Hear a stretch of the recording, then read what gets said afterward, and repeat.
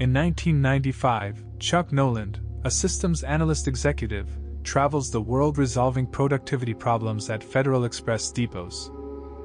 He lives with his girlfriend Kelly Frears in Memphis, Tennessee. The couple wants to get married, but Chuck's busy schedule prevents it. During a family Christmas dinner, Chuck is summoned to resolve a work problem in Malaysia. The Federal Express cargo plane he is on gets caught in a violent storm and crashes into the Pacific Ocean. Chuck is the only survivor of the crash and escapes with an inflatable life raft, losing the emergency locator transmitter in the process. The next day, he washes up on an uninhabited island. Over the next few days, several Federal Express packages wash ashore, as well as the corpse of one of the Federal Express pilots, whom Chuck buries. Chuck tries to signal a passing ship and escape in the damaged life raft, but the incoming surf tosses him onto a coral reef, injuring his leg. He finds sufficient food, water, and shelter. Chuck opens most of the packages, finding several useful items, but does not open a package with a pair of golden angel wings painted on it. While attempting to start a fire, Chuck cuts his hand. He furiously throws several objects from the packages, including a Wilson Sporting Goods volleyball, leaving a blood-stained handprint. After calming down, Chuck draws a face into the smeared blood, names the ball Wilson, and begins talking to it.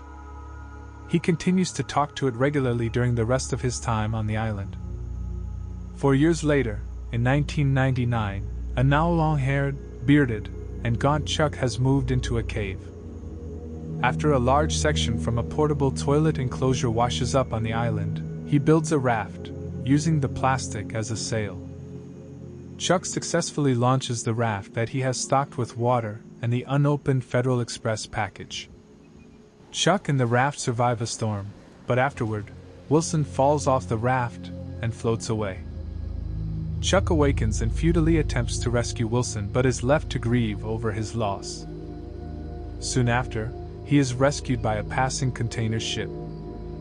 Upon returning to civilization, Chuck learns that he was declared dead by his family and friends.